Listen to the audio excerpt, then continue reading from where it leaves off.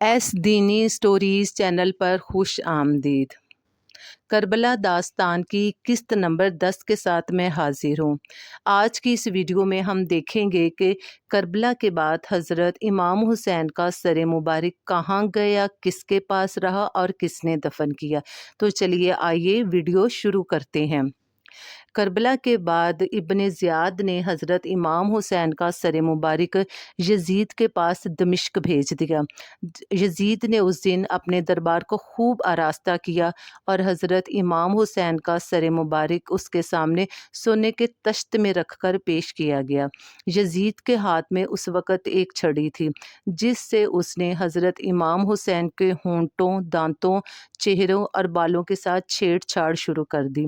دربار میں اس وقت ایک صحابی رسول بھی موجود تھے، وہ یہ دیکھ رہے تھے، ان سے برداشت نہ ہوا، وہ کھڑے ہوئے اور کہا، یزید اپنی چھڑی کو ہٹا لو، میں نے اپنی ان آنکھوں سے دیکھا ہے کہ نبی پاک صلی اللہ علیہ وآلہ وسلم حضرت امام حسین کے چہرے مبارک کو چوما کرتے تھے، تم بے ادبی کر رہے ہو۔ جس پر یزید نے کہا کہ اگر تو صحابی رسول نہ ہوتا اور بزرگ نہ ہوتا تو میں تجھے قتل کروا دیتا۔ وہ صحابی رسول یہ کہتے ہوئے دربار سے چلے گئے کہ اگر تو نے نواسہ رسول کا لحاظ نہیں کیا تو میرا بھی نہ کرو۔ یزید نے بعد میں حضرت امام حسین کا سر مبارک حضرت زینب کے حوالے کیا اور تمام بیبیوں کو مدینے کی جانب روانہ کر دیا۔ جب یہ قافلہ مدینے میں پہنچا تو مدینہ منورہ میں ایک کوہرام برپا ہو گیا۔ مدینہ منورہ کا کوئی گھر بھی ایسا نہیں تھا جہاں سے آہ و بکا کی صدائیں نہ بلند ہوتی ہوں۔ مدینہ منورہ میں حضرت امام حسین کا سر مبارک حضرت فاطمہ الزہرا کے پہلو میں دفن کر دیا گیا۔ یہ ایک روایت ہے، جبکہ دوسری روایت یہ ہے کہ 40 دن کے بعد مدینہ منورہ سے سر مبارک کربلا آیا اور وہاں پر حضرت امام حسین کے جسم مبارک کے ساتھ اسے دفن کر دیا گیا۔ جبکہ دوسری روایت یہ ہے کہ یزید نے حضرت امام حسین کا سر مبارک تمام شہروں میں پھیرانے کا حکم دیا تاکہ لوگوں پر اس کا رعب طاری ہو جائے اور لوگ بغاوت سے باز رہیں۔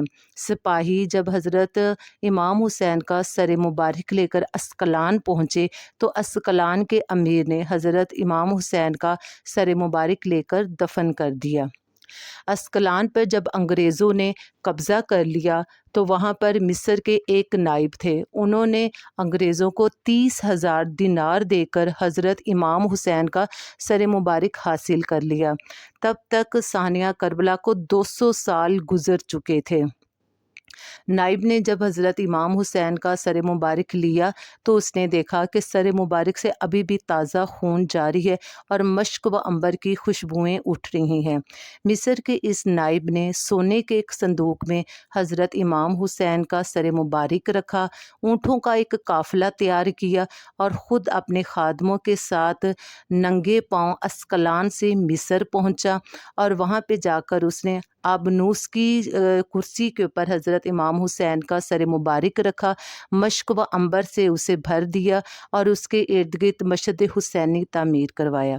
مصر میں یہ مسجد حسینی آج بھی موجود ہے اور وقت گزرنے کے ساتھ ساتھ اس مسجد حسینی کی تزئین و آرائش کا کام ہوتا رہا اور جو بھی بادشاہ آیا اس نے اس کی تزئین و آرائش میں حصہ لیا اور حضرت امام حسین کے سر مبارک کی زیارت کی۔ یہ ایک روایت ہے، جبکہ دوسری روایت یہ ہے کہ یزید نے حضرت امام حسین کا سر مبارک اپنے خزانے والے صندوق میں رکھوا دیا تھا۔ جب عباسیوں نے امیہ کی حکومت کا تختہ الٹ دیا تو منصور سب سے پہلے بنو امیہ کے خزانے والے کمرے میں گیا تو وہاں پر ایک صندوق پڑا ہوا تھا۔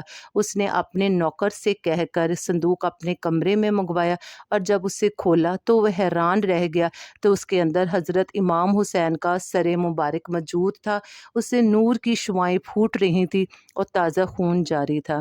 منصور نے حضرت امام حسین کے سر مبارک کی زیارت کی، اپنے چند خاص آدمیوں کے ساتھ حضرت امام حسین کے سر مبارک کو 5 کپڑوں کا کفن دیا اور مسلمانوں کے قبرستان میں دفن کر دیا۔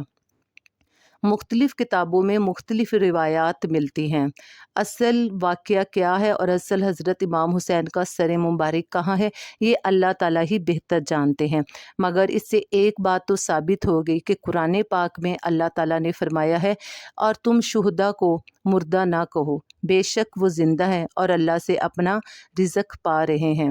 اللہ تعالیٰ سے دعا ہے کہ وہ ہمیں نبی پاک صلی اللہ علیہ وآلہ وسلم سے محبت کرنے، ان کی اطاعت کرنے کی توفیق عطا فرمائے اور روز قیامت ہمیں ان لوگوں کے ساتھ کھڑا کرے جنہوں نے نبی پاک صلی اللہ علیہ وسلم سے محبت کی، اہل بیت کا احترام کیا۔